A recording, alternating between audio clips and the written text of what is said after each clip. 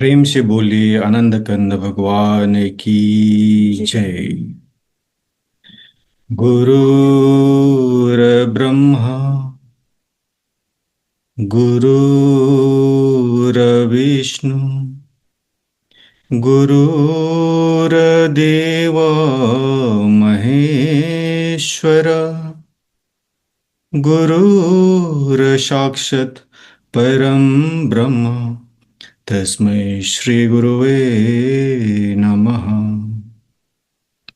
बंधु गुरुपदकंज कृपा सिंधु नररूपहरि महामोहा तव पुंज जासु बचन रविकरनीकर अखंडमंडलाकारं व्याक्तं वेनं चराचरं तत्पदं दसितं वेनं तस्मै श्री गुरुवे नमः। प्रेम से बोलिए श्री सद्गुरुदेव महाराज की जय। आदि शक्ति श्री जग जननी माता जी की जय। परम संत श्री हंस जी महाराज की जय। सभी दिव्य परिवारों की जय। सभी पूजनीय संत महात्माओं की जय। सच्चे गुरु दरबार की जय। आज के इस यूवी वीकली सत्संग में देश विदेश से उपस्थित सभी पूजनीय संत महात्मागण, प्रेमीगण एवं जिज्ञासु सभी को स्वागत और मेरा सादर जय श्री सच्चिदानंद। हर एक शुक्रवार की तरह आज भी हम लोग इस जूम के माध्यम से जुड़कर सत्संग श्रवण करने जा रहे हैं। आज श्री उद्धव गीता का 12th एपिसोड होगा हमारे पूजनीय महात्मा धरणी भाई जी द्वारा। आप सभी से निम्र निवेदन है कि आज का जो जूम लिंक है आप लोग अपने इष्ट मित्र को शेयर करके उन्हें भी इनवाइट कर सकते हैं आज के कार्यक्रम में। तो चलिए आज के कार्यक्रम शुरू करते हैं गुरु वंदना से।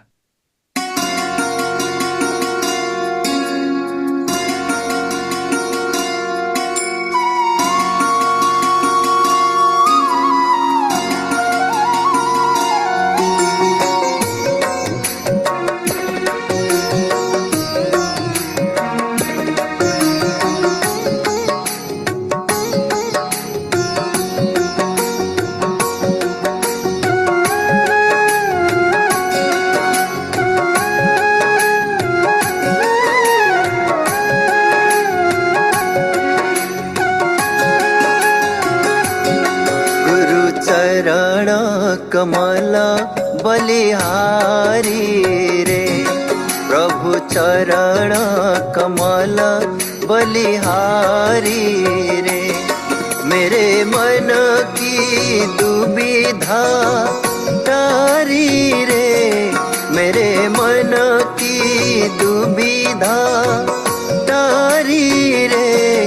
गुरु चरण कमला बलिहारी रे प्रभु चरण कमला बलिहारी रे।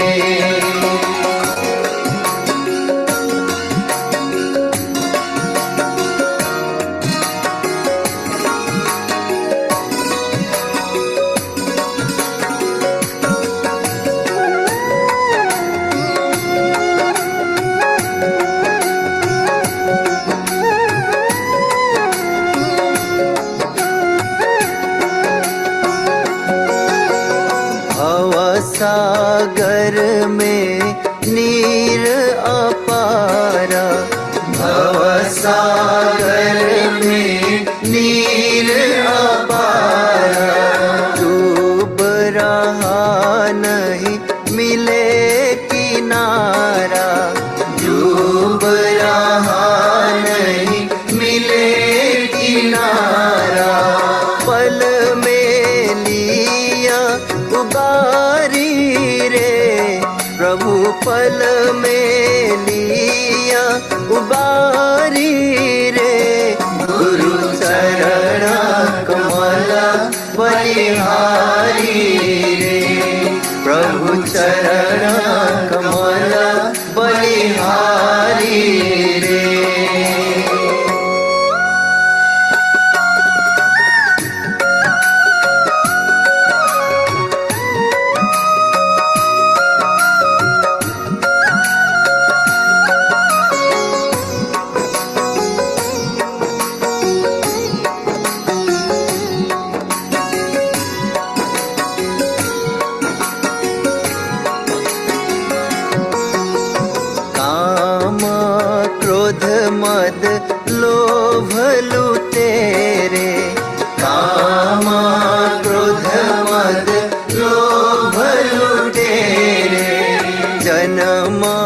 जन्म के बैरी मेरे, जन्म जन्म के बैरी मेरे, सबको दीन मारी रे प्रभु, सबको दीन मारी रे। गुरु चरण कमल बलिहारी रे, प्रभु चरण कमल बलिहारी रे।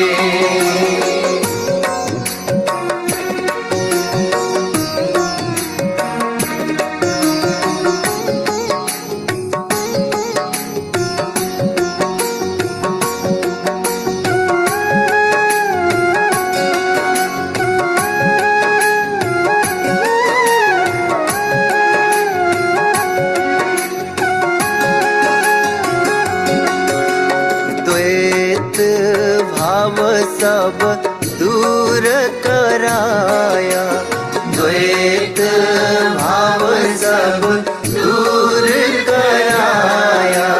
पुराण ब्रह्मा एक दर्शाया, पुराण ब्रह्मा एक दर्शाया। घट घट ज्योत निहारी रे प्रभु, घट घट ज्योत निहारी रे। गुरु चरण कमल बलिहारी रे, प्रभु चरण कमल बलिहारी रे।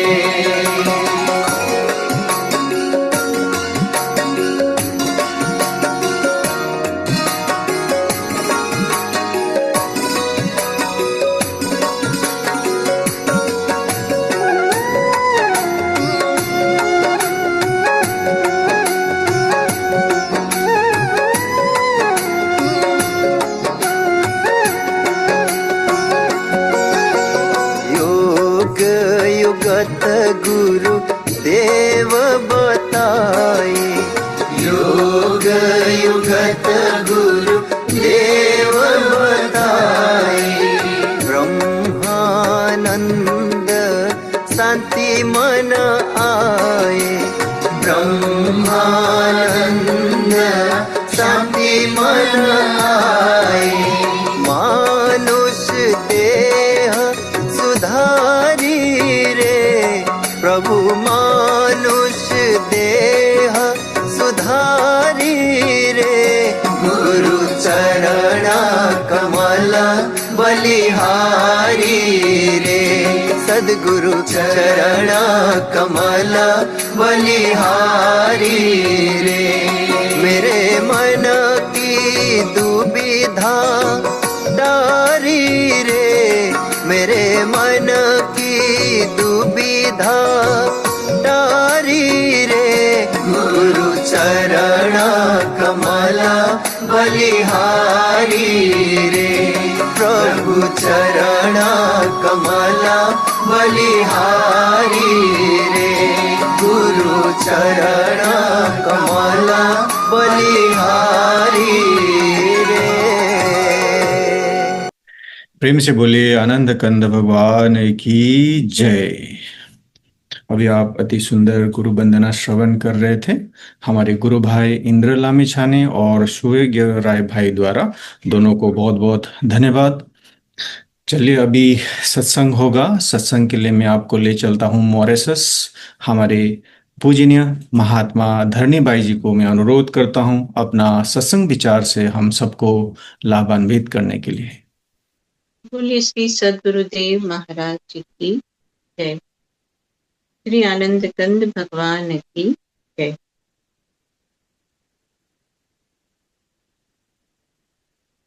वंदे बोधमयं नित्यं गुरुं शङ्कररूपिणं यमाश्रितो हि वक्रोऽपि चन्द्रः सर्वत्र वन्द्यते। अज्ञानतिमिरान्धस्य ज्ञानाञ्जनशलाकया चक्षुः उन्मीलितं येन तस्मै श्री गुरवे नमः। तस्मै श्री गुरवे। बोलिए श्री सद्गुरुदेव महाराज की जय। श्री आनंद कंद भगवान की जय। आदिशक्ति जगत जननी श्री माता जी की जय।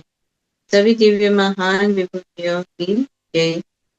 सच्चे दरबार की। श्री गुरु महाराज जी के चरण सरोज की छत्र छाया में हम और आप सब उद्धव गीता को श्रवण कर रहे हैं।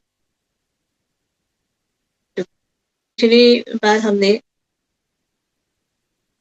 4 वर्ण के बारे में जो भगवान कृष्ण का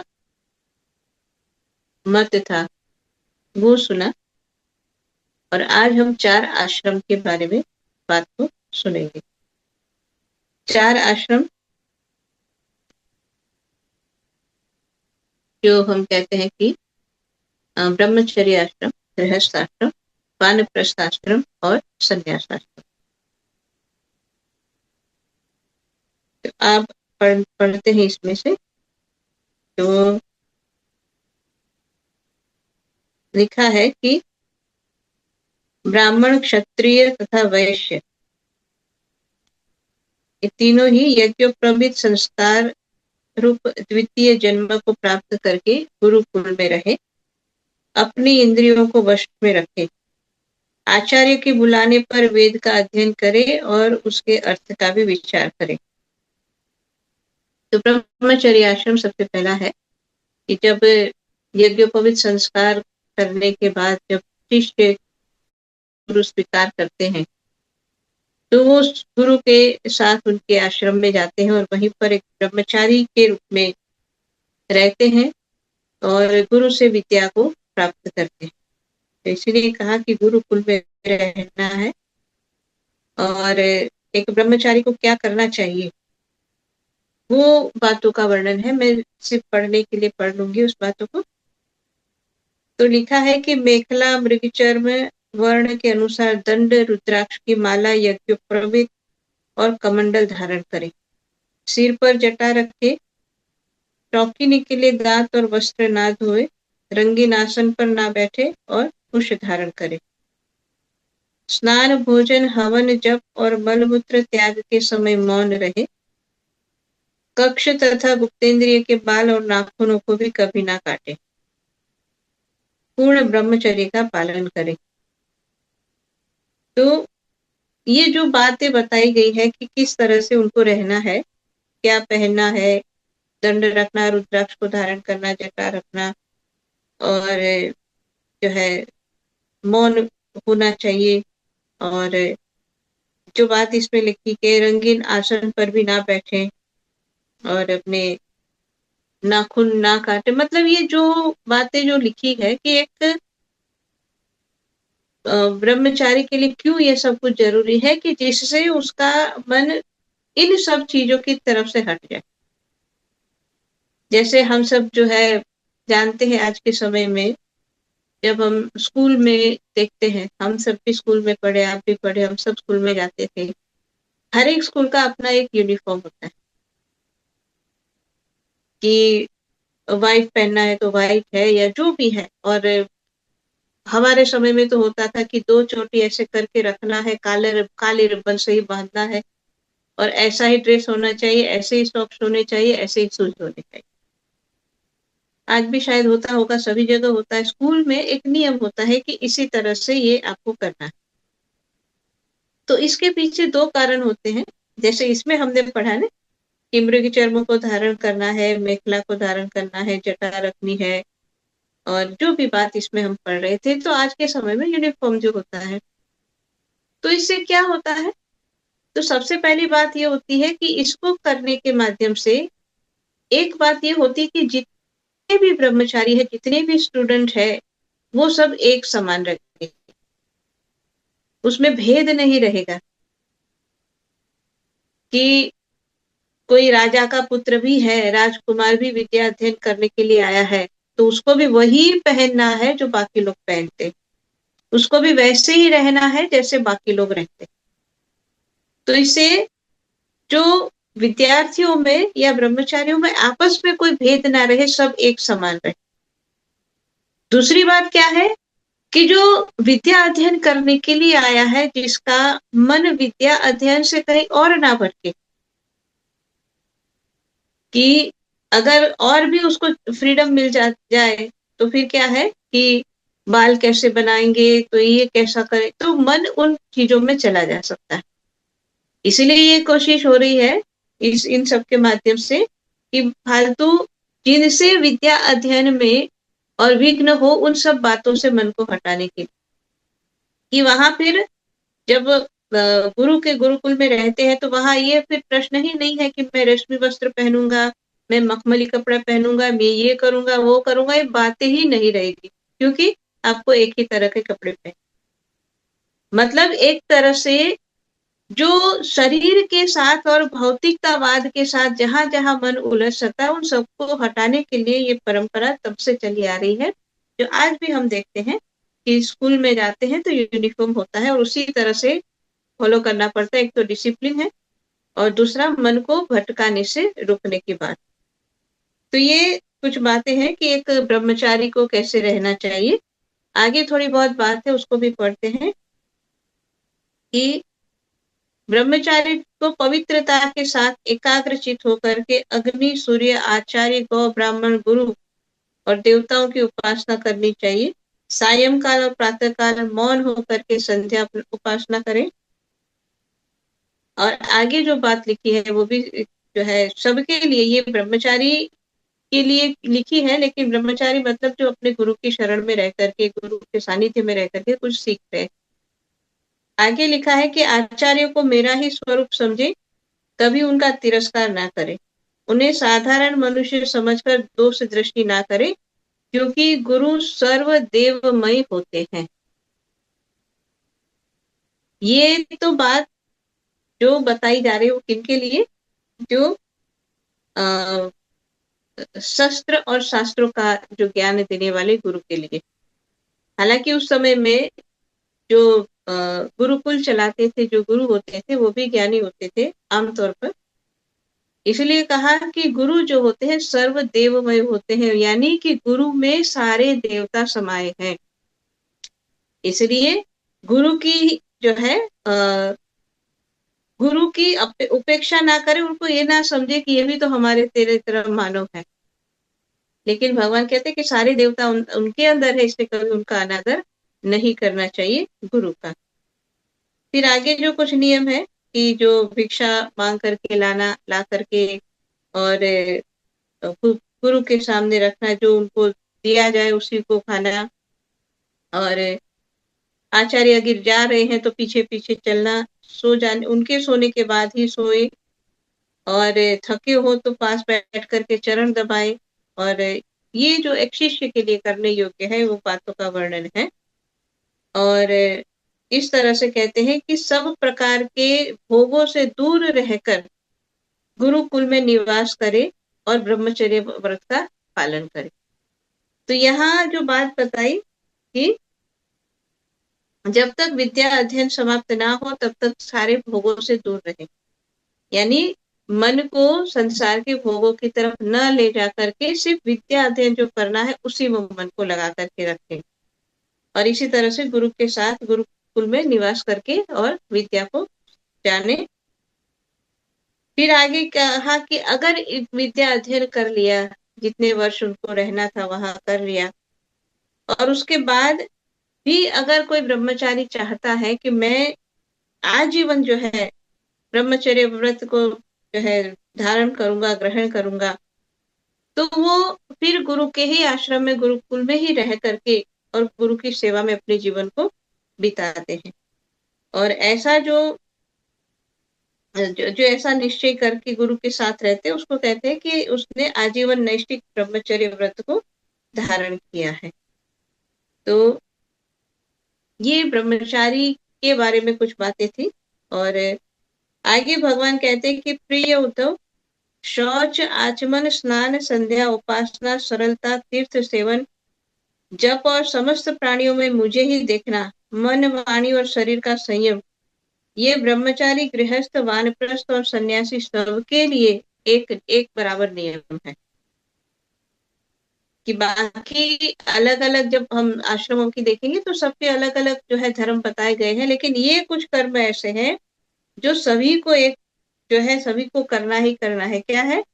शौच यानी पवित्र रहना, स्नान, संध्या, उपासना, सरल रहना, तीर्थों का सेवन करना, जप करना और सब में प्रभु को देखना, मन, वाणी और शरीर का संयम रखना, ये सबके लिए जो है करने योग्य है। सबको ये कर्म जो है अपने जीवन में करने ही करने हैं। अब आगे जो है अब ब्रह्मचर्य आश्रम के लिए और भी है, लेकिन सारा नहीं पढ़ेंगे, कुछ कुछ बातों को देख रहे हैं उसमें से।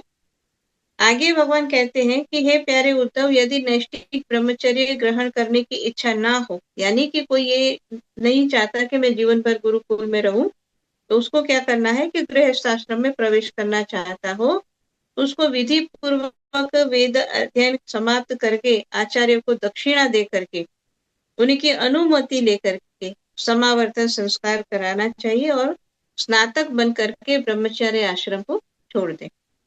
यानी पहली बात तो गुरु की आज्ञा होनी चाहिए, फिर गुरु को उनकी दक्षिणा भी देना है, और उसके बाद जो जैसे अपने इस समय में जो होता है ना कि ग्रेजुएशन होता है, इसी को कहते हैं समावर्तन। उस समय का तो कहते हैं समावर्तन संस्कार करने के बाद गुरु को दक्षिणा लेकर के उनकी आज्ञा लेकर के और तब जो है घर को वापस आए। और फिर ये भी लिखा है कि ब्रह्मचारी जो गुरु के आश्रम में रहते थे, अगर वो गुरु के आश्रम में नहीं रहना चाहते हैं तो उसके सामने ये भी ऑप्शन है कि वो गृहस्थ आश्रम में चला जाए, और ये भी ऑप्शन है कि सीधा सन्यासी भी हो जाए। तो आगे जो कहते हैं कि ब्रह्मचारी को चाहिए कि ब्रह्मचारी आश्रम के बाद गृहस्थ आश्रम अथवा वानप्रस्थ आश्रम में प्रवेश करे, और अगर ब्राह्मण है तो संन्यास भी ले सकता है। तो अब ब्रह्मचर्य आश्रम को त्याग करके जो गृहस्थ आश्रम में आए हैं उनके बारे में बताया कि ऐसे गृहस्थ आश्रम को स्वीकार जो करना चाहते हैं उनके लिए है कि अपने अनुरूप एवं शास्त्रोक्त लक्षणों से संपन्न कुलीन कन्या से विवाह करे। वह अवस्था में अपने से छोटी और अपने ही वर्ण की होनी चाहिए। अपने से छोटी होनी चाहिए मतलब उम्र में उससे छोटी उम्र की हो, और उसी के वर्ण की यानी कि अगर वो ब्राह्मण है तो ब्राह्मण कन्या हो, क्षत्रिय है तो क्षत्रिय कन्या हो, वर्ण की कन्या से उसको विवाह करना चाहिए। और अगर अपने वर्ण की कन्या से नहीं करना है तो अपने से निम्न वर्ण की, यानी कि अगर ब्राह्मण है उसको ब्राह्मण की कन्या से विवाह नहीं करना है तो वो क्षत्रिय की कन्या से कर सकता है। अब क्षत्रिय है उसको क्षत्रिय से नहीं करना है तो वैश्य से कर सकते हैं। ये मतलब कि अपने से निम्न वर्ण की जो है कन्या से वो विवाह करे। और अब जब गृहस्थ आश्रम में भी प्रवेश कर लिया, अगर एक ब्राह्मण है जो गृहस्थ आश्रम में आया, एक क्षत्रिय है गृहस्थ आश्रम में आया, और एक वैश्य है जो गृहस्थ आश्रम में आया, तो उनके लिए क्या करना जो है क्या करना है उनको। तो इसके लिए बताया कि यज्ञ याग आदि अध्ययन दान करने का अधिकार ब्राह्मण क्षत्रिय और वैश्य तीनों को समान रूप से, यानी कि ब्राह्मण क्षत्रिय वैश्य तीनों के लिए चाहिए। वो यज्ञ भी करे, अध्ययन यानी जो भी पढ़ना है वो, और दान करना देना, ये तीनों के लिए है। लेकिन दान लेना, पढ़ाना और यज्ञ कराना ये केवल ब्राह्मणों के लिए है। लेकिन ब्राह्मण को चाहिए कि इन तीनों में से दान लेने की वृत्ति को तपस्या, तेज और यश का नाश करने वाली समझकर, मतलब ब्राह्मण के लिए भी कहा कि अगर उनके लिए है कि वो दान ले सकते हैं, वो पढ़ा सकते हैं और यज्ञ करवा सकते हैं, तो ये तीनों कार्य ब्राह्मण के लिए है। लेकिन कहा कि इन तीनों में से भी दान को जहां तक हो से उसको छोड़ देना। ये कहा कि ये इसके माध्यम से और अपने ही तपस्या और तेज जो है उसका नाश होता है, ऐसा समझकर कि वो दान जहां तक हो सके दान ना ले, पढ़ाने का कार्य करे और यज्ञ इत्यादि करवाने का काम भी करे। लेकिन उसमें भी ऐसा लगता है, आगे जैसे लिखा है कि अगर ये दोनों यानी पढ़ाना और यज्ञ करवाना, इसमें भी ऐसा लगे कि परावलंबन है, दीनता है और ऐसे कोई दोष दिखे तो उसको भी ना करे। परावलंबन मतलब कि जैसे अगर कोई है कि चलो मैं पढ़ा करके पढ़ाना चाहता हूँ, मैं पढ़ाऊंगा और उसके माध्यम से जो मुझे धन मिलेगा उसी से मेरा परिवार का पालन करूंगा। लेकिन पढ़ाने में भी कभी ऐसा हो कि भाई ऐसा लगता है कि ज्यादा डिपेंडेंसी हो रही कि भाई स्टूडेंट को जो है लाने के लिए या उनके जो है माता पिता को प्रसन्न रखना कि भाई मेरे पास भेजो, मैं पढ़ाऊंगा, अच्छे से पढ़ाऊंगा। अगर इस तरह की लगती है बात उसमें कि नहीं ये पढ़ाने के कार्य में भी ऐसा लगता है कि ज्यादा दीनता है, दूसरों के आगे मुझे ज्यादा झुकना पड़ता है, तो कैसे उसको भी मत करो। यज्ञ कराने भी यही है, ऐसा लगे कि भाई जो यजमान है उसके सामने मुझे ज्यादा ही दीनता दिखानी पड़ती तो का यज्ञ भी मत करो। मतलब दान भी नहीं लेना, यज्ञ भी नहीं कराना और पढ़ाना भी नहीं, तो फिर कैसे जिएंगे। तो उसके लिए आगे बताया है कि अगर ऐसा दोष दिखता है तो उसको तीनों को छोड़ करके अन्न कटने के बाद खेतों में पड़े हुए दाने बिन करके अपने जीवन का निर्वाह करें। आजकल तो मशीन से सब कटाई होती है तो कुछ बचता नहीं है, लेकिन पहले जो खेतों में जिस तरह से जो है फसल को काटते थे, आप लोगों ने भी देखा होगा, हमने भी देखा है कि जब मजदूर लगते थे हाथ से फसल जो है काटी जाती थी तो बहुत सारा जो है खेतों में दाने पड़े रहते थे। तो कहा कि वो जो दाने बच गए, चाहे खेतों में हो चाहे जहां पर भी उसको स्टोरेज किया गया है, ऐसी जगह में जहां पर भी जो दाने रह गए नीचे पड़े हुए, तो उसको उठा करके लाओ, उसको बीन करके लाओ और उसको ला करके उसी के द्वारा अपने जीवन का निर्वाह करो।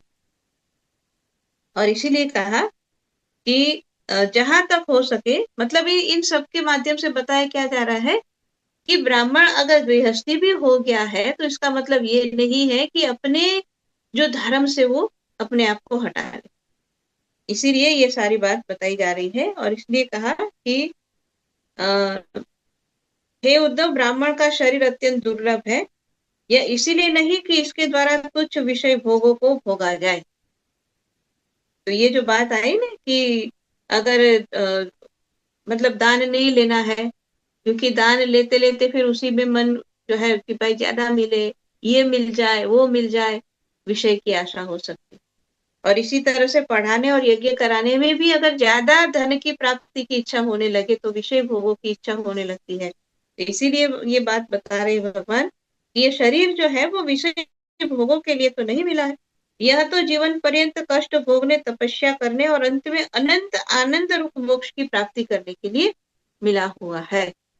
तो जो तप करे गए और कष्ट भोगेंगे तो फिर मोक्ष का आनंद उनको प्राप्त होता है।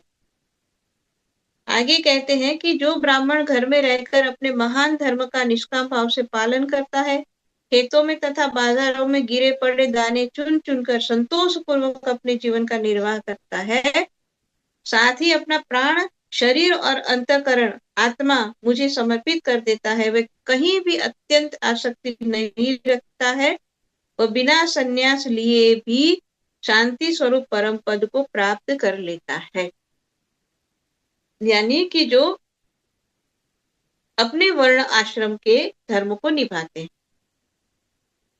और भगवान कहते हैं कि अब शरीर, प्राण, अंतःकरण और आत्मा सब मुझे समर्पित कर देते हैं, कहीं पर भी आसक्ति नहीं रखते। गृहस्थ में है लेकिन उसकी कहीं पर आसक्ति नहीं है, अपनी ड्यूटी जैसे उसको करनी अच्छे से अच्छे वो निभाते हैं। तो कहते चाहे वो घर में ही क्यों नहीं रह रहा है, लेकिन बिना संन्यास लिए भी वो परम पद को प्राप्त कर लेता है। तो आगे भगवान कहते कि जो लोग विपत्ति में पड़े कष्ट पा रहे मेरे भक्त ब्राह्मण को विपत्तियों से बचा लेते, उन्हें मैं शीघ्र ही समस्त आपत्तियों से उसी प्रकार बचा लेता हूँ जैसे समुद्र में डूबते हुए प्राणी को नौका बचा लेती है। तो ब्राह्मण जब गृहस्थ हो तो उसको क्या करना, वो बातें हमने अभी पढ़ी आगे लिखा है कि राजा पिता के समान सारी प्रजा का कष्ट से उद्धार करे, उन्हें बचावे। ब्राह्मण के बाद अब बात आती है क्षत्रिय की। क्षत्रिय में सबसे पहले राजा की बात आई कि राजा को उसका अपना धर्म, अब वो गृहस्थ में आया इसलिए तो राजा बना, अगर गुरु के पास रहते तो ब्रह्मचारी थे, लेकिन गृहस्थ में आए, अब वो राजा बना है, उसके ऊपर बहुत सारी जिम्मेवारी है। तो कहा सबसे पहले राजा का क्या कर्तव्य है कि जितने उसके प्रजाजन हैं उन सबको अपने पुत्रवत देखे, उनके सबके अपने वो पुत्र है उस रूप में उनको समझ करके और उनकी रक्षा भी करे और उनका पालन भी करे। और इस तरह से जब कहते हैं कि जो राजा इस प्रकार प्रजा की रक्षा करता है वह सारे पापों से मुक्त होकर अंत समय में सूर्य के समान तेजस्वी विमान पर चढ़ करके और इंद्र के सुख को भोगता है।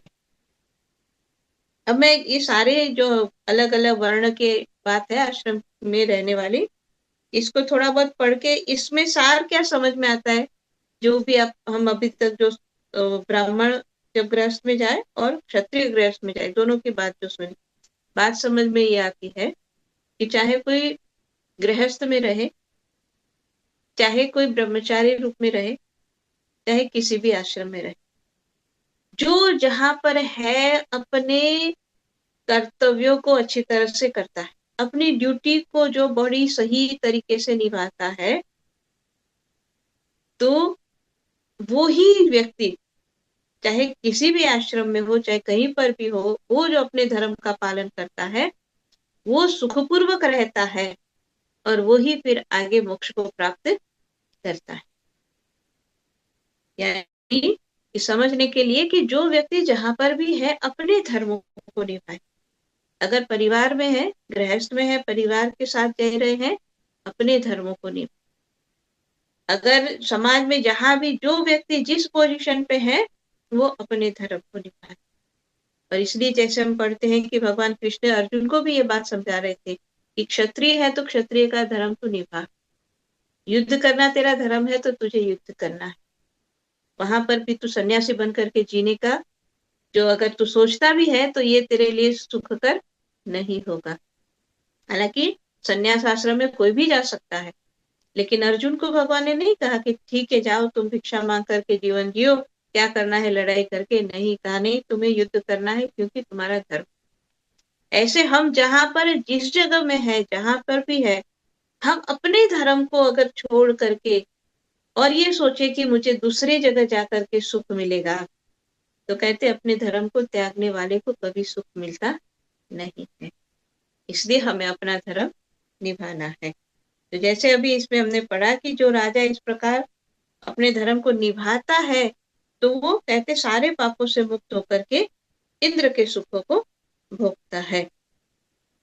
फिर इसमें थोड़ी बहुत और भी बात है कि अगर कोई ब्राह्मण है गृहस्थ में चले गए और ऐसा होता है कि भाई वो पढ़ाने का कार्य भी उसको नहीं मिल रहा है, यज्ञ आदि करने का नहीं मिल रहा है, और कुछ उसको जीवन को जीने के लिए कुछ ना कुछ तो इनकम सोर्स चाहिए, तो वो क्या करे? तो कहते अगर ऐसा हो तो अपने से दूसरे जो है वर्ण है उनके कार्यों को वो कर सकते हैं। तो कहा कि बहुत ज्यादा आपत्ति काल है, इमरजेंसी है, तो ब्राह्मण वैश्य का भी काम कर सकते हैं और जरूरत पड़े तो तलवार उठा करके वो क्षत्रिय का भी काम कर सकते हैं, लेकिन जब इमरजेंसी में, हमेशा नहीं। लेकिन जैसे आपत्ति टल गई तो फिर ब्राह्मण को अपने धर्म में चले जाना, अपने धर्म को निभाना है। इसी तरह से सबके लिए लिखा है कि क्षत्रिय का काम है प्रजा का पालन करना, और अगर वो नहीं कर पा रहे हैं अपने धर्म को, कोई ऐसी इमरजेंसी है, तो फिर वो वैश्य के कार्य को करे। इसी तरह से तीनों जो है के बारे में ये बातें लिखी है। अब गृहस्थ पुरुष के लिए यानी गृहस्थ में रहने वाले व्यक्ति चाहे किसी भी वो का हो, वर्ण का हो, उसके लिए कुछ बातें बताई है कि सबसे पहले बात लिखी है कि हे प्रिय उद्धव, गृहस्थ पुरुष अनायास प्राप्त अथवा शास्त्रोक्त रीति से उपार्जित अपने शुद्ध धन से अपने भृत्य आश्रित और प्रजाजन को किसी प्रकार का कष्ट न पहुंचाते हुए न्याय और विधि के साथ ही यज्ञ करे। आगे लिखते हैं कि गृहस्थ पुरुष कुटुंब में आसक्त ना हो। सबसे पहले जो सभी गृहस्थ के बारे में है, चाहे वो ब्राह्मण हो, क्षत्रिय हो, वैश्य हो, चाहे शूद्र हो, कोई भी हो। लेकिन जब आप गृहस्थ है, परिवार के साथ जी रहे हैं, तो सबसे पहली बात रही कि आपको आसक्त नहीं होना है, आपको लगाव मोह करना नहीं है। बड़ा कुटुंब होने पर भी भजन में प्रमाद ना करें। ये जो है सबके लिए है, भजन तो सबके लिए है कि भाई ब्रह्मचारी तो उसी के लिए तो गृहस्थ में नहीं गया, वानप्रस्थी ने इसलिए घर छोड़ दिया कि मैं भजन करूं, सन्यासी ने तो सारी बातें इसलिए छोड़ दी कि मैं भजन करूं। लेकिन बात जहां आती है गृहस्थ की, तो उसके लिए बहुत सारे काम है। इसलिए भगवान स्पष्ट कहते हैं कि बहुत बड़ा अगर परिवार है, परिवार बड़ा होने का मतलब होता है कि बहुत बड़ी जिम्मेदारी है, बहुत सारे कार्य है करने के लिए। लेकिन का इतना सब कुछ हो तब भी भजन में प्रमाद ना करे, मतलब भजन के समय में भजन करना ही करना है। भजन के समय में आलस या उसको टाले नहीं, क्या तो बहुत सारा काम है, अभी नहीं कर पाएंगे, देखते हैं कल क्या होता है। तो ये स्पष्ट बात है कि चाहे कितना जो है आपके पास कार्य हो, कितनी सारी जिम्मेवारी हो, लेकिन भजन में कभी भी टालना नहीं है, उसमें कभी आलस्य नहीं करनी है। कहते हैं कि बुद्धिमान पुरुष को यह बात भी समझ लेनी चाहिए कि जैसे इस लोक की सभी वस्तुएं नाशवान है, वैसे ही स्वर्ग आदि परलोक के भोग भी नाशवान है।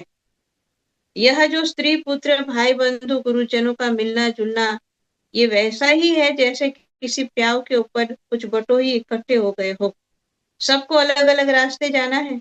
जैसे स्वप्न नींद टूटने तक ही रहता है, वैसे ही इस मिलने जुलने वालों का संबंध भी शरीर के रहने तक ही बना रहता है, फिर तो कौन किसको पूछता है। ये बात सबको याद रखनी है। जो कह रहे हैं भगवान कि जो बुद्धिमान जो है व्यक्ति है, उसको ये बातों का सदा चिंतन रहना चाहिए, समझ लेनी चाहिए अच्छी तरह से कि नहीं, संसार में जो दिख रही है वो वस्तु जो है हमारे साथ हमेशा रहेगी, ये सारा सब कुछ नाशवान है। और वैसा ही स्वर्ग में या परलोक में जो भी प्राप्त करने की इच्छा रखते था, वो भी तो नाशवान है। स्वर्ग के सुख भी हमेशा रहते नहीं है। और जो भी संसार में मिले हैं, वो जैसे हम कहते हैं ना कि ये धर्मशाला है की तरह है, आए हैं, मिले हैं, कुछ समय रहे हैं साथ में, फिर अपने अपने रास्ते चले जाएंगे। ऐसी ही बात बताई कि जैसे कोई प्याऊ है, वहां पर बहुत सारे लोग आए, बैठे, पानी पिया, थोड़ी देर विश्राम किया, लेकिन फिर अपने अपने रास्ते चले गए।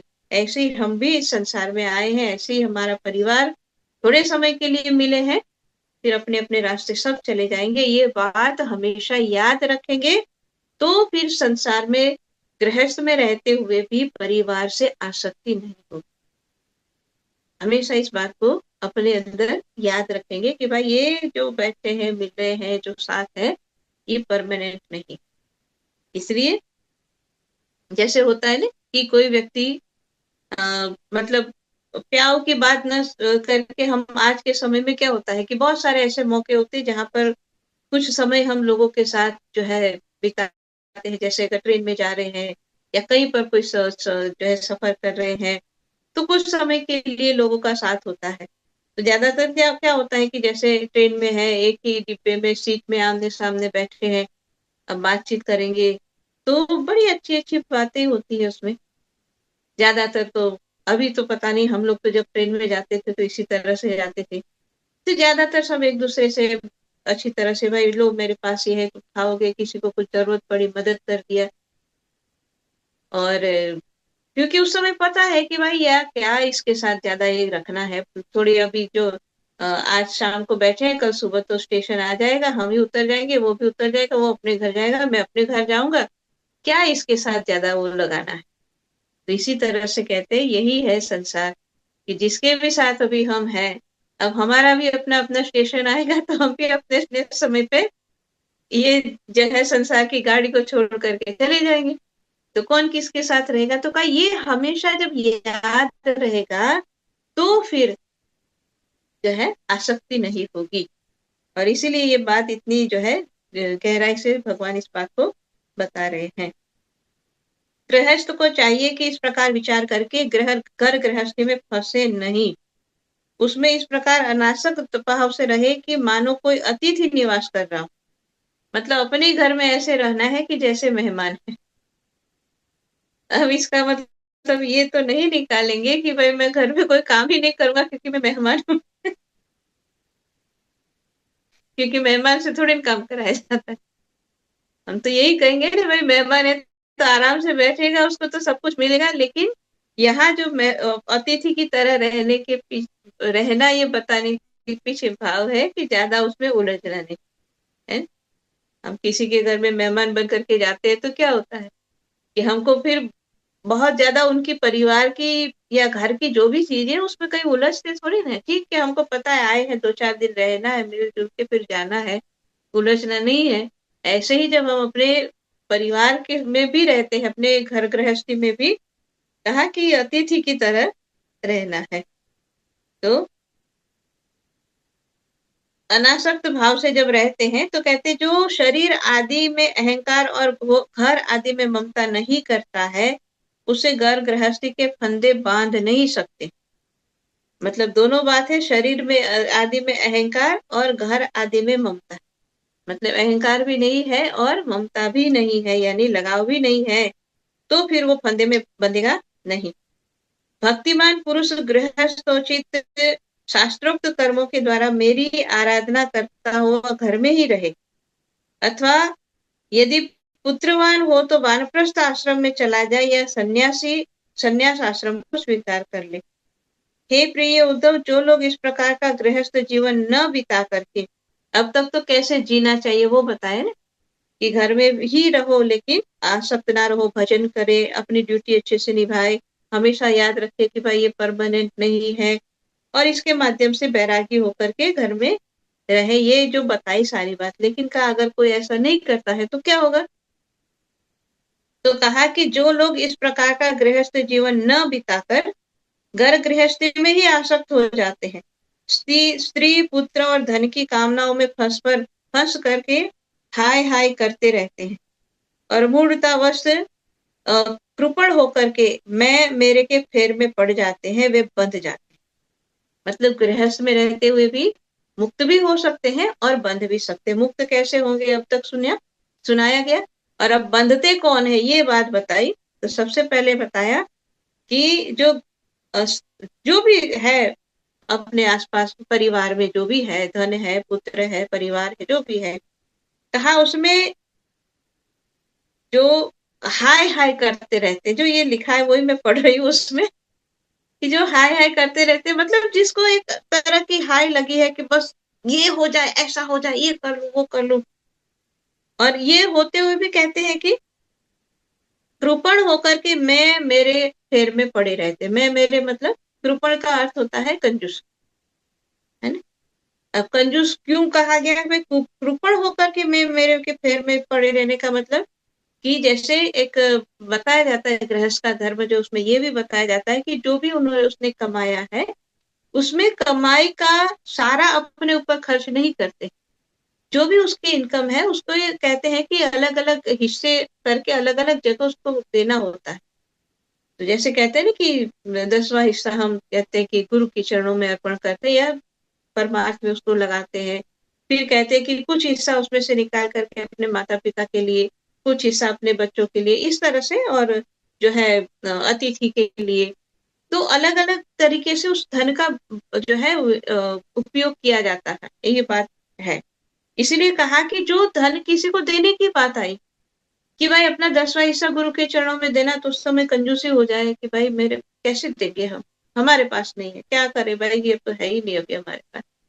कृपण हो जाते हैं। और क्यों कृपण हो जाएंगे, क्यों कंजूसी दिखाएंगे?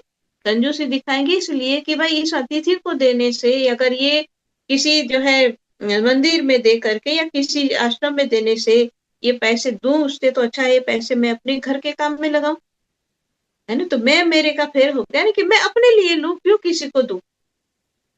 तो कहा इस तरह से जो विचारधारा रखते हैं और जो ये इस तरह से कर्म करते हैं वो बंध जाते हैं। और फिर कहते हैं कि आगे जब क्यों मैं मेरे में पड़ेंगे, तो आगे कहते हैं कि वे सोचते रहते हैं कि हाय हाय मेरे माँ बाप बूढ़े हो गए हैं, पत्नी और पत्नी भी है, बाल बच्चे अभी छोटे हैं, मेरे न रहने पर ये दीन अनाथ और दुखी हो जाएंगे, फिर इनका कैसे जीवन चलेगा। और इस प्रकार गृहस्थी की वासना से जिसका चित्त विक्षिप्त हो रहा है, वह मूढ़ बुद्धि पुरुष विषय भोगों से तो कभी तृप्त होता नहीं है, उसी में उलझ करके अपने जीवन को खो देता है और मर करके घोर तमोमय नरक में जाता है। तो गृहस्थ आश्रम की दो परिस्थिति भगवान ने अच्छी तरह से बताई कि गृहस्थ में रहते हुए मुक्त कैसे हो सकते हैं और गृहस्थ में रहते हुए बंधन कैसे बनेंगे। तो अपने धर्म को छोड़ करके और जो सिर्फ इसी बात में उलझा रहे, इसी बात का चिंतन करे, जैसे इसमें लिखा ना कि मैं नहीं रहूंगा तो फिर मेरे जो है परिवार में बच्चे सब अनाथ हो जाएंगे, दीन हो जाएंगे, दुखी हो जाएंगे, मेरे बिना उनका कौन लालन पालन करेगा। और इसी तरह से जिसका चिंतन रहेगा वो हमेशा मतलब अपने उतने में ही जो है घिरा रहेगा, वो कभी सोच ही नहीं पाएगा कि इसके अलावा भी मुझे बहुत कुछ करना है। और इसीलिए जो ये अभी जो पढ़ रहे हैं ना कि मैं नहीं रहूंगा तो कैसे मेरे बच्चों का पालन होगा, तो एक कहानी सुनाते हैं उसके संदर्भ में कि एक जो है गांव के अंदर एक जो लकड़ आ रहा था, उसका काम ही था जंगल में जाना और लकड़ियों को काट करके लाना। तो कहते एक बार इस तरह से वो घने जंगल में चला गया, तो वहां पर एक साधु महाराज दिखे। तो साधु महाराज के चरणों में प्रणाम किया और फिर जो है अपने काम में लग गया। साधु महाराज ने देखा कि ये व्यक्ति तो मतलब देखता भी है कि साधु है, तो उसको ये नहीं हो रहा है कि चलो बैठ करके दो अच्छी बातें सुनो, लेकिन उसको तो अपने काम की पड़ी है। एक दिन बीत गया, दूसरा दिन बीत गया, फिर जो है एक दिन उसने बैठ करके साधु महाराज के पास बात करना चाहिए। साधु महाराज ने उसको पूछा, भाई तू इतनी मेहनत करता है?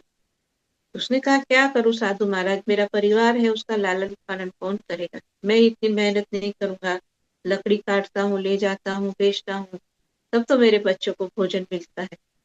साधु महाराज ने कहा, भाई ऐसा नहीं होता है, तू ऐसा मत सोच कि तू नहीं रहेगा तो उनका पेट नहीं भरेगा। बोले हाँ ऐसा ही, आप क्या सोचते हो, आप तो अकेले यहाँ रहते हो, आपको क्या पता, लेकिन मैं नहीं रहूंगा तो उनका पेट नहीं भरेगा। तो कहते हैं साधु महाराज उसको रोज समझाते, ऐसी नहीं है बात, थोड़ा बहुत अपने जो है धर्म को भी निभाना चाहिए, भगवान की भक्ति की तरफ भी थोड़ा मन को ले जाना चाहिए। अब उसको बात समझ में ना आए, तो कहते हैं एक दिन क्या किया, जब वो वहां पर गया साधु महाराज ने और उसको जो है कुछ ऐसी जड़ी सुंघा दी, तो वो जो है तुरंत वो मूर्छित हो गया। और जब वो मूर्छित हो गया तो वहां पर पड़ा है एक तरफ। अब क्या हुआ कि रोज तो सुबह जब निकल जाता था तो शाम तक तो वो लकड़ी बेच करके करके घर वापस आता था, घर में सबको भोजन मिलता था। अब शाम को जब वो घर वापस नहीं आया तो उसकी पत्नी को बड़ी चिंता हुई और फिर गांव में आसपास जितने भी लोग थे सबको उसने जो है रो रो के बात बताई। तो सबको बड़ा लगा कि अरे घने जंगल में गया था, पता नहीं क्या हुआ होगा उसका। तो एक दिन इंतजार किया जाए, 2 दिन इंतजार किया जाए, फिर उनको लगा कि भाई अब ये नहीं आएगा, उसको किसी पशु ने मार के खा लिया होगा, अब आने वाला नहीं। अब गांव में सब लोगों ने मिल करके कहा भैया देखो अब ये अकेले क्या करेगी, कहाँ जाएगी, ये बच्चों को कैसे। तो कहते हैं कि सबने मिल करके और उसके लिए अच्छे से अच्छे भोजन की व्यवस्था कर दी, सब कुछ उसको दिया। मतलब जिनको कभी कभी होता था कि खाना भी ढंग का नहीं मिलता था, उनके घर में अनाज का भंडार भर गया। सबने कहा कि भाई इसको दुखी नहीं होने देना है। अब क्या हुआ कि घर में सब कुछ है और बड़े आराम से बच्चे तो पहले तो रूखी सूखी खाते थे, अब तो बढ़िया जो है माल पानी उनको मिल रहा है, खुश होकर के खा रहे, मजे ले रहे हैं। और जब कहते वहां थोड़े दिन बीते तो साधु महाराज ने फिर उसको होश में ला करके, जब एकदम उसने आंख खोली, देखा अरे क्या हुआ, मैं तो यहाँ बेहोश हो गया था। तो फिर उसको एकदम याद आया, अरे बाप रे, मैं तो यहाँ पड़ा था, मेरे बच्चों का क्या हुआ होगा। तो कहते हैं कि फिर वो भागा जंगल से और आते आते उसको देर हुई, जब शाम होने लगी, अंधेरा होने लगा, जब अपने घर की तरफ पहुंचा तो पहले उसने जो है घर में जो है देखने की कोशिश की, पीछे के दरवाजे से आकर के देख रहा है तो बाप रे, ये तो बढ़िया बढ़िया खाना खा रहे हैं उसके बच्चे सारे, और उसमें से इतना उनको आनंद मिल रहा है ना। तो उसमें से एक कहता है कि माँ, अच्छा हुआ पापा मर गए, नहीं तो हमको इतना अच्छा खाना कैसे मिलता, वो तो रुखी सूखी खिलाता। अब उसने ये भी सुन लिया, तो उसको लगा कि यार मेरे बिना इतने मजे ले रहे, अब इनको भी मैं मजा देता हूँ। तो कहते हैं वो घर के अंदर आए। अब जैसे वो घर के अंदर आया, उसकी पत्नी ने देखा, तो कैसे कि उसने, पता चल रहा है कि उसका पति आ गया, लेकिन उसको ये हो गया कि अब ये आया तो इसका मतलब कि वही रोटी सूखी खानी पड़ेगी। तो उसने चूल्हे में से जलती हुई लकड़ी उठाई, उसको मारने के लिए उसके पीछे भागे, भूत भूत भूत भूत। गांव के सारे लोग आ गए इकट्ठे होकर, खूब उसको जो है वो भागा वहां से, और फिर जंगल की तरफ चला गया, घने जंगल में फिर साधु महाराज के पास गया। साधु महाराज ने कहा क्या हुआ? तो कहा मुझे तो भूत समझ के भगाया वहां से। बोले क्यों? बोले वो घर में तो सारे बड़े मजे से खा रहे, मैं तो सोच रहा था मैं नहीं रहूंगा तो ये दुखी हो जाएंगे, क्या खाएंगे मेरे बच्चे, लेकिन मेरे नहीं रहने पर तो बहुत अच्छा खाना उनको मिल रहा है, वो तो बड़े मजे से रह रहे। तो ये जो बात है ना कि इसी तरह से हम दुखी होकर के सोचते हैं कि हम नहीं रहेंगे तो क्या होगा, लेकिन जरूरी नहीं कि हम नहीं रहेंगे तो कुछ ना हो सकता है, बहुत कुछ हो सकता है, अच्छा भी हो सकता है, बहुत अच्छा भी हो सकता है, कोई भरोसा नहीं है। और इसीलिए जो भगवान कृष्ण जो बात बता रहे हैं, इसलिए इस तरह सोच करके जो इस वासना में उलझे रहते हैं, इसी उधेड़ बुन में रह जाते हैं, कि जब ये रहेगा कि मेरे बिना ये कैसे करेंगे, तो फिर उसको ये सोचने का समय ही नहीं रहेगा, ये विचार ही नहीं कर पाएंगे कि भाई मुझे भी तो अपने लिए आगे की कमाई करनी है, भजन की कमाई मुझे भी तो करनी है, उसमें उसका मन बिल्कुल भी जाएगा नहीं। और क्योंकि जिसका चिंतन भगवान कृष्ण गीता में कहते, जो अपना पूरा जीवन जिस चिंतन में लगाते हैं, अंत में उसी की याद आती है, और अंत में जिसकी याद आती है वैसे उसको योनि मिलती है, वैसे उसकी गति होती है। इसीलिए कहा कि वो अपने जीवन को तो खो ही दिया उसने इसी उलझन में पड़ करके, लेकिन मरने के बाद भी वो नरक में जाता है। तो ये गृहस्थ आश्रम के बारे में बात थी। इसमें काफी कुछ जो है हमने पढ़ा, कुछ कुछ छोड़ा, ज्यादा नहीं छोड़ा, लेकिन ज्यादातर बातें जो समझने वाली थी हमने पढ़ लिया। अब गृहस्थ के बाद तीसरा आश्रम आता है वानप्रस्थ। तो आगे भगवान कहते हैं कि प्रिय उद्धव, यदि गृहस्थ मनुष्य वानप्रस्थ आश्रम में जाना चाहे तो अपनी पत्नी को पुत्रों के हाथ में सौंप दे, अथवा अपने साथ भी ले, और फिर शांत चित्त से अपनी आयु का तीसरा भाग वन में रह करके व्यतीत करे। यानी कि जो गृहस्थ आश्रम में गया, गृहस्थी है, अब उसके संतान भी जब गुरु आश्रम में जाएंगे, ब्रह्मचारी बनेंगे, विद्या अध्ययन करेंगे, जब उसके संतान विद्या अध्ययन करके जब वापस आते हैं, तो अब परिवार संभालने की उनकी संतान आई है, उनका बेटा आया है, उनकी जो है संतान है, तब क्या कहते हैं कि अब जो है बच्चों को सारा घर का काम सौंप करके, और फिर वन में जाएगा, वो वानप्रस्थी बनेगा।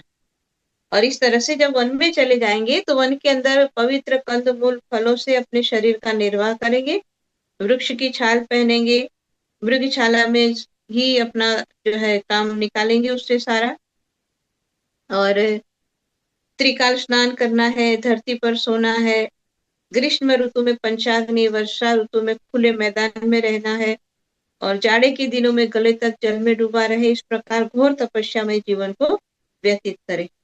कंदमूलों को केवल आग में भून करके खा ले, अथवा तो समय अनुसार पके हुए फल जो मिलेंगे उसी से अपना काम चलाएं।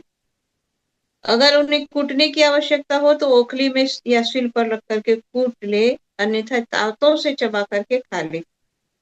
वानप्रस्थी को चाहिए कि उसको पता होना चाहिए कि कौन सा पदार्थ कहाँ से लाना है, कब लाना है, और कौन सा पदार्थ उसके अनुकूल है, ये बातों का उनको जो है जान करके, और कंद फूल कंद फल मूल जो भी है वो उसी जानकारी के साथ उसको लाए। देश काल आदि से अनभिज्ञ लोगों से लाए हुए अथवा दूसरे के समय में संचित पदार्थों को अपने काम में ना लाए। तो ये जो बात इसमें लिखी कि जो कंदमूल खाना है और फल इत्यादि खाना है, और कुछ खाना वाना पकाने की जरूरत नहीं है, क्योंकि खाना पका करके खाने के लिए तो नहीं आए, समय बर्बाद करने नहीं आए, भजन करने के लिए आए हैं, तपस्या करने के लिए आए हैं। और इसीलिए उसमें जो ये बात लिखी ना कि जिन कंदमूल के बारे में जानकारी है, जिन फलों के बारे में जानकारी है, उसी को उपयोग करें। जिसके बारे में नहीं जानते हैं, उसके बारे में नहीं पता है कि इसको कब खाना चाहिए, खाना भी चाहिए या नहीं खाना चाहिए।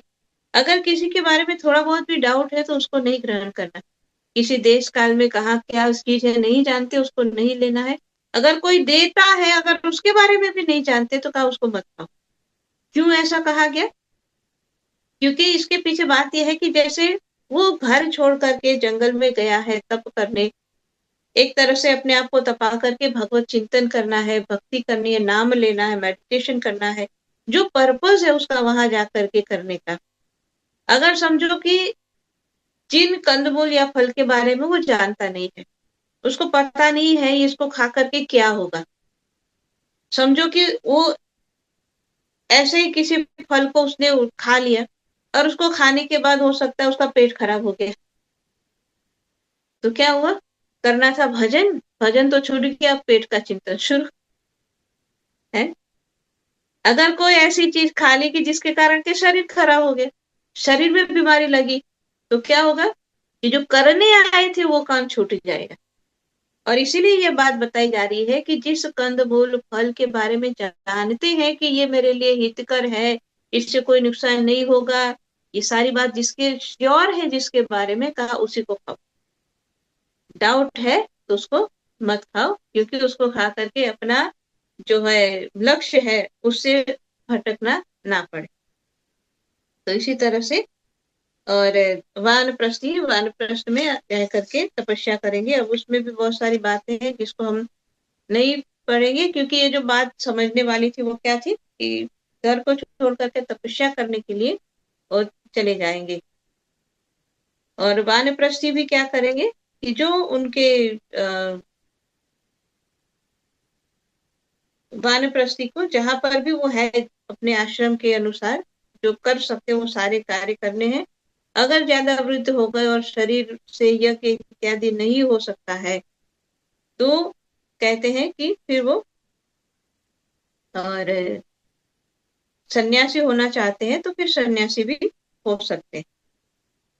तो अब वानप्रस्थ और उसके बाद संन्यास आश्रम के बारे में तो थोड़ी बात मैं पढ़ू, फिर उसके बारे में देखेंगे कि वानप्रस्थी और सन्यासी में क्या फर्क है। तो सन्यासी के लिए कहा कि वो जैसे वानप्रस्थी है वो जंगल में रहेगा, वहां तप करेगा, कंदमूल फल जो भी है खाएंगे, बाकी समय भजन में लगाएंगे। सन्यासी क्या करेंगे? सन्यासी जंगल में नहीं रहते, वो भ्रमण करते रहे। पहली बात ये है। फिर कहा कि और उसके हाथ में दंड है, कमंडल, जो एक आध दो वस्तु उन्होंने रखी है उसी को लेकर के, और वो विचरण धरती पर जो है विचरण करते रहेंगे। और जब चलेंगे तो नीचे अच्छी तरह से देख करके पैर रखेंगे कि कोई कीड़ा इत्यादि मर न जाए। कपड़े से छान कर पानी पिएंगे और मुंह से हमेशा से पवित्र हुई बात ही कहेंगे। और शरीर से जितने भी काम करे वो बुद्धिपूर्वक सोच समझ कर करे। वाणी के लिए मौन, शरीर के लिए निश्चय स्थिति और मन के लिए प्राणायाम दंड है। जिसके पास ये तीनों दंड नहीं है वह केवल बांस का दंड धारण करने से दंड स्वामी नहीं हो जाता। क्योंकि सन्यासी के लिए होता था ना, वो एक दंड यानी एक डंडा रख के चलते थे, उसमें होता था अलग वर्ण के हिसाब से उसकी हाइट और डंडा कितना लंबा होना चाहिए, कैसे, वो अलग अलग होती थी बातें। लेकिन ये जो बात है कि वाणी के लिए मौन एक दंड है, शरीर के लिए निश्चेष्ट स्थिति और मन के लिए प्राणायाम, इसके माध्यम से वो अपने आप को जो है स्थिर रख सकते हैं। और सन्यासी को चाहिए कि जाति च्युत और गोघाती आदि पतितों को छोड़कर चारों वर्णों की भिक्षा ले। अब वानप्रस्थी क्या है? वो जंगल में रह के कंदमूल फल खाएंगे और जो भी मिलेगा उसी को वहां से लेंगे। सन्यासी भ्रमण करेंगे और भिक्षा मांग करके खाएंगे। इसलिए कहा कि और चारों वर्णों के यहाँ से जाकर के वो भिक्षा को मांगे और अनिश्चित 7 घरों से जितना मिल जाए उतने से ही संतोष करे। मतलब उनका नियम है कि इतने ही घर से मुझे मांगना है। जैसे निकले हैं सुबह भिक्षा मांगने के लिए, एक घर गए, दूसरे घर गए, तीसरे घर गए, का 7 घर जाना। उससे बाद में अगर 7 घर में जाने पर भी भिक्षा ना मिले तो 8वें घर में नहीं जाना। मतलब 7 घर का उनका नियम है कि उतने में जो मिल जाए उसी को, और भिक्षा के रूप में मिला उसी को, उसी से संतुष्ट रहे, और भिक्षा लेकर के बस्ती के बाहर जलाशय पर जाकर के हाथ पैर धो करके भिक्षा को पहले जल के द्वारा पवित्र करे, और फिर शास्त्रोक्त पद्धति से उस भिक्षा का भाग देना चाहे उन्हें दे करके फिर मौन होकर के उसको ग्रहण करे। तो जो बात इसमें लिखी है ना कि जो भिक्षा में मिला है उसको जल के द्वारा भिक्षा को पवित्र करे। जल के द्वारा पवित्र करने का अर्थ होता है कि जैसे पहले के समय में, आजकल तो लोग नहीं करते हैं ये, लेकिन पहले ये आप लोगों को भी पता होगा कि जैसे भोजन की जो भी थाली होती थी तो हाथ में जल लेकर के पूरा ऐसे वो उसके करते थे, और उसके बाद जो है कुछ अन्न उसमें से निकाल करके फिर उसको ग्रहण करते थे। ये जो है बताया जा रहा है कि जल के द्वारा उसको शुद्ध करना, ये इसको बोलते हैं। और जो भी मिला है उसको जो है मौन होकर के उसको ग्रहण करे, और दूसरे समय के लिए बचा कर ना रखे। मतलब सुबह मिला है तो सुबह जो मिला उसको खाओ, खाना है उतना खाओ, बचाना नहीं है कि चलो शाम को खा लेंगे, नहीं, शाम के लिए फिर शाम की बात कल की बात कल के लिए भी कुछ बचा के रखना नहीं है। अभी आज जितना जरूरत है उतना लिया, कुछ कुछ जमा करना नहीं है। फिर दूसरे समय के लिए बचा कर ना रखे और ना अधिक मांग करके ले। ये ना सोचे कि चलो अभी ले ही लेते हैं, ज्यादा शाम तक के हो जाएगा, या थोड़ा ज्यादा ले लेते हैं, 1-2 दिन चल जाएगा, कौन मांगने जाएगा। नहीं, रोज नियम से 7 घर जाना है, जो मिले उसी में चलाना है। सन्यासी को पृथ्वी पर अकेले ही विचरण करना है, उससे कहीं भी उनकी आसक्ति ना हो, और फिर इंद्रियों को भी अपने वश में रखना है, अपने आप में मस्त रहे, आत्म प्रेम में तन्मन रहे, प्रतिकूल से प्रतिकूल परिस्थिति में भी धैर्य धारण करे, समान रूप से स्थित परमात्मा का अनुभव करता रहे, निर्जन और निर्भय एकांत स्थान में रहे, हृदय निरंतर मेरी भावनाओं से विशुद्ध बनाकर रखे, अपने आप को मुझसे अभिन्न अद्वितीय अखंड रूप में चिंतन करे। सन्यासी को चाहिए कि मन एवं 5 इंद्रियों को जीत ले, भोगों की क्षुद्रता समझकर उनकी ओर से मुंह मोड़ ले, अपने आप में ही परम आनंद का अनुभव करे। तो ये सन्यासी के लिए जो बात थोड़ी बहुत हमने पढ़ी। तो अब जब हम चारों आश्रम के बारे में बात करें, तो जैसे ब्रह्मचारी, ये ब्रह्मचर्य आश्रम में जो ब्रह्मचर्य व्रत का पालन करते हैं उनके लिए भी होता है कि वो भी भिक्षा मांग करके लाते हैं। भिक्षा मांग करके लाए, गुरु को दिया, जो मिला उसको खाया, उसी में संतुष्ट है। मतलब ब्रह्मचर्य आश्रम में ये जो है सारी ट्रेनिंग हो जाती। तो लेकिन उस समय क्या है कि भिक्षा मांग करके ला करके गुरु को देना, खाना, मतलब वो भोजन रिलेटेड कोई भी जो है टेंशन नहीं लेना है। कैसे खाएंगे, कैसे बनाएंगे, अभी होता है ना, बहुत सारी जगह होता है कि जब बच्चों को आज के समय में, जैसे बेटा किसी और दूसरे शहर में पढ़ने के लिए चला गया, तो और कोई टेंशन हो ना हो, मम्मी को यही टेंशन, अरे क्या बनाएगा, क्या खाएगा, कैसे करेगा। होता है जो बच्चे अकेले पढ़ने के लिए कहीं चले जाते हैं, ऐसे रहते हैं, तो उनको भी टेंशन होती है और मम्मी पापा को भी टेंशन होती है।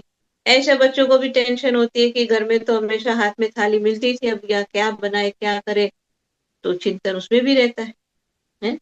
लेकिन ब्रह्मचर्य आश्रम में रहने वाले को ये टेंशन क्यों नहीं है? क्योंकि भिक्षा मांग करके लाना है। हमको नहीं सोचना है कि दाल चावल बनाए, सब्जी रोटी बनाए, खिचड़ी बना दे, कि पास्ता बनाए, कि पिज्जा ले आए, ये नहीं सोचना है, जो मिल गया। तो ये व्यवस्था क्यों है कि इसके माध्यम से आपके मन को कुछ ऐसी बातें हैं जहां वो अटक सकता था, वहां से उसको बाहर निकाल।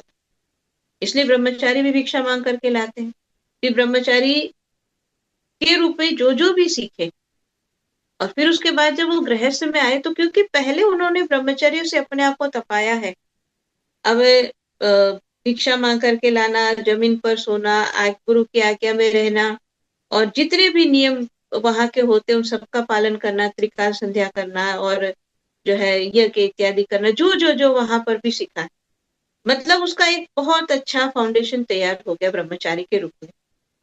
फिर वो जब आगे जाता है, अगर गृहस्थ में भी जाएगा, तो क्या है कि उसने इतने वर्षों तक गुरु के आश्रम में रह करके जो अपने आप को तपाया है, फिर वो गृहस्थ में भी जाएगा तो उसने क्योंकि तपाया है, तो बहुत जल्दी से वो गृहस्थ में हो नहीं जाएगा।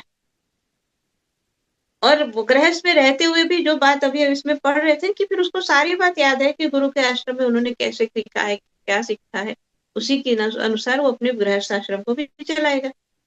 और ये अपनी ड्यूटी निभाने के बाद जब वो वानप्रस्थी होगा, मतलब क्या है कि उसने अपने धर्म को निभा दिया, अपने संतान को जो देना था वो दे दिया। अब वो गृहस्थ में जो धर्म निभाने के बाद वो अपने प्रति धर्म निभाएगा।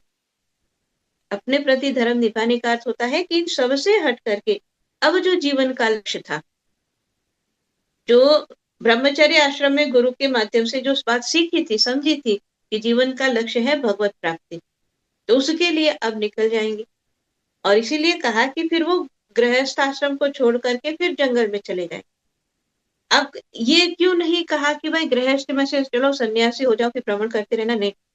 जब गृहस्थ से निकलेंगे तो उसके बाद उसने जंगल में रह करके तप करना है। क्यों करना है?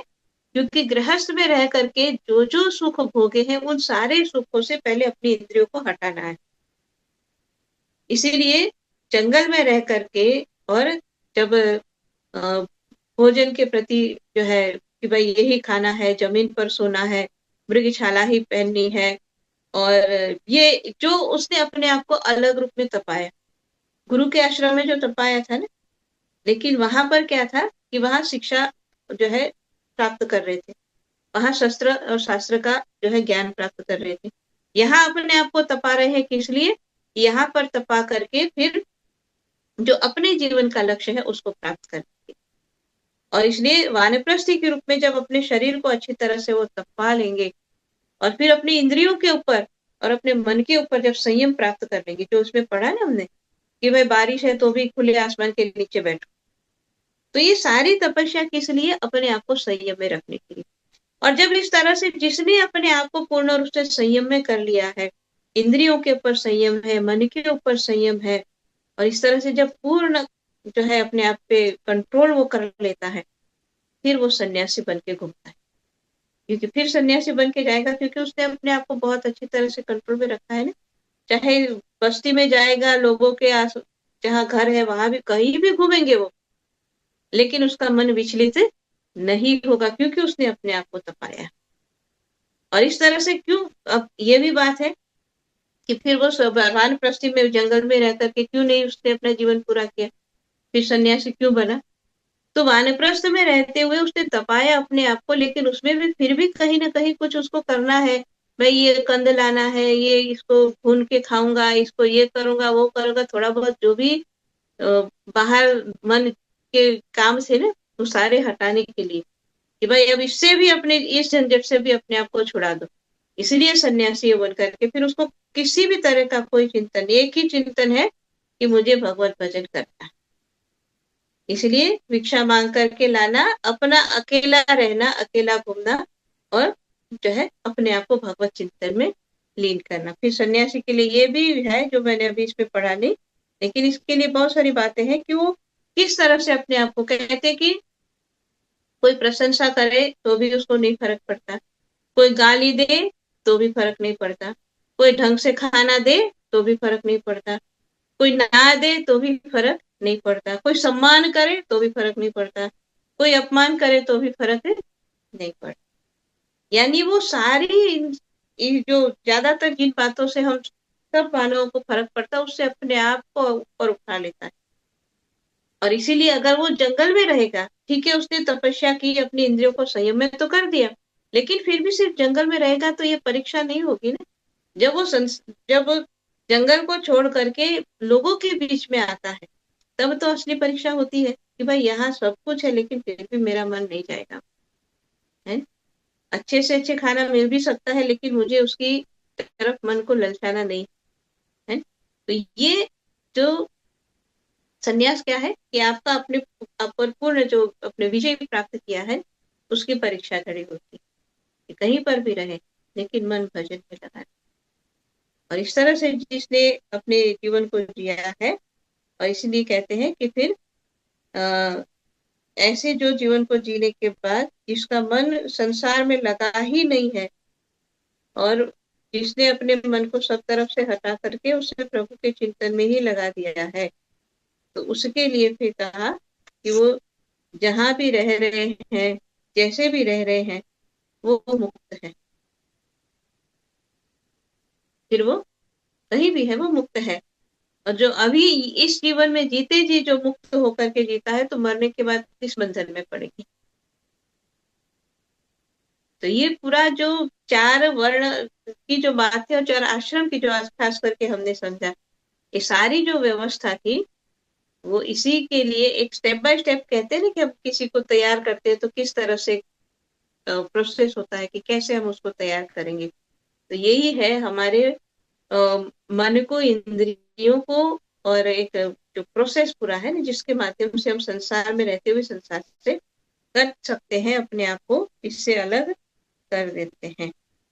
और इसीलिए जो बात अभी मैं कह रही थी यही लिखा है कि सन्यासी को अगर किसी दिन भोजन ना मिले तो दुखी नहीं होता है, और बराबर मिलता है तो मतलब अगर मिल जाता है अच्छे से तो हर्षित नहीं होता है, और मन में से हर्ष और विषाद दोनों को उसने निकाल दिया है, और इस तरह से वो अपने जीवन को जी रहा है। तो इसीलिए कहा कि ऐसे जीवन जीने पर और उसके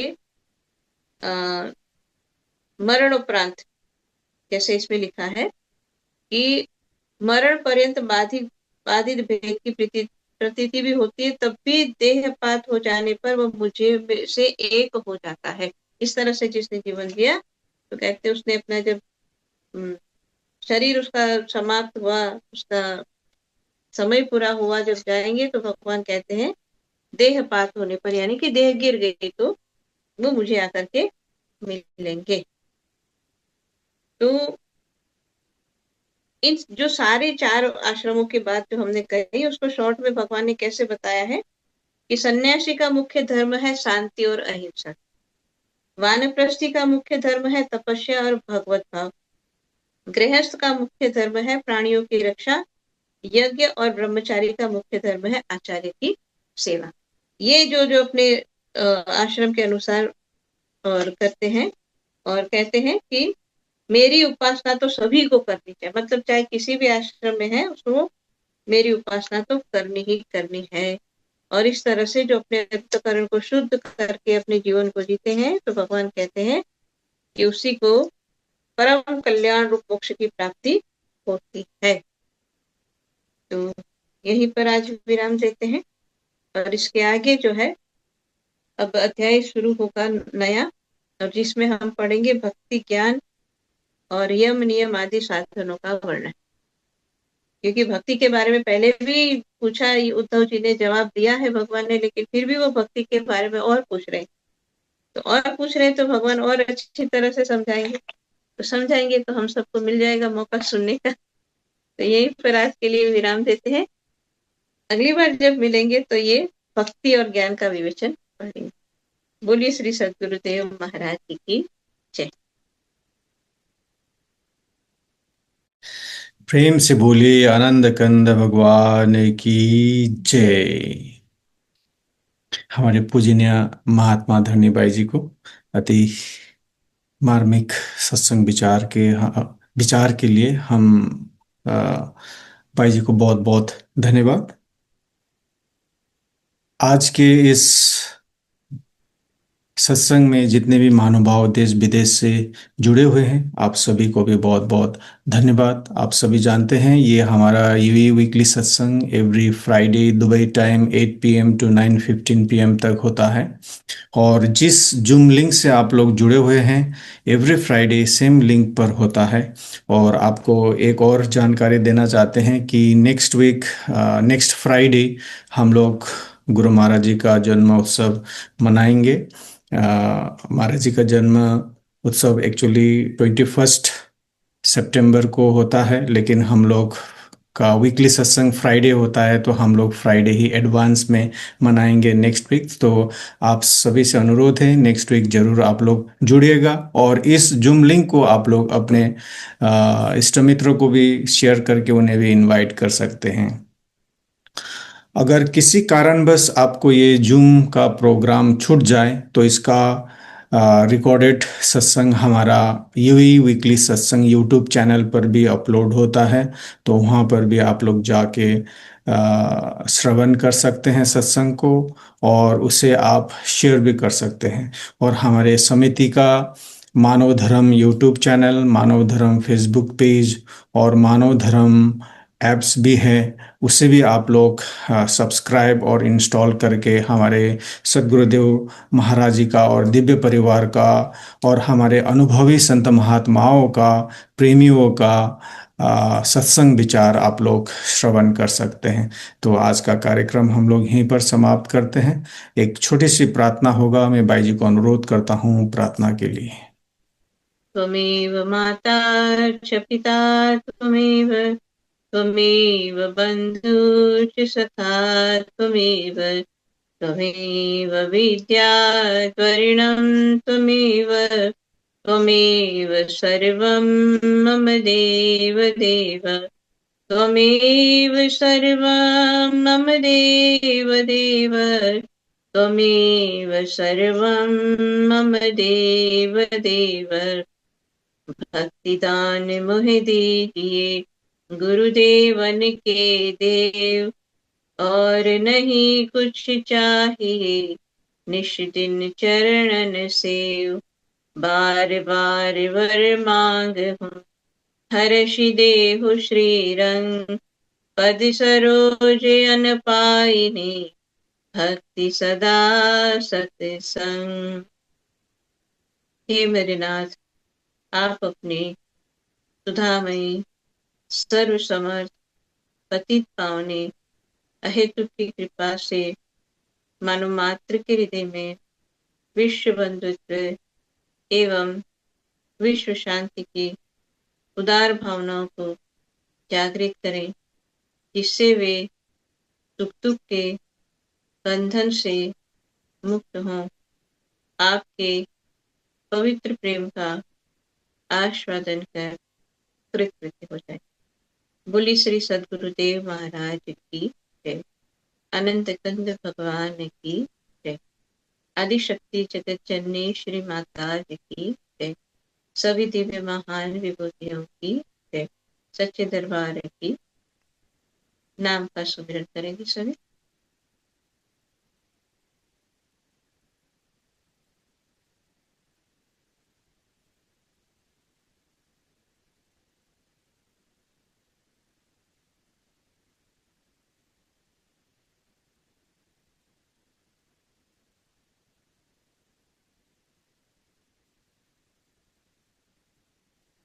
बोलिए श्री सद्गुरुदेव महाराज की जय।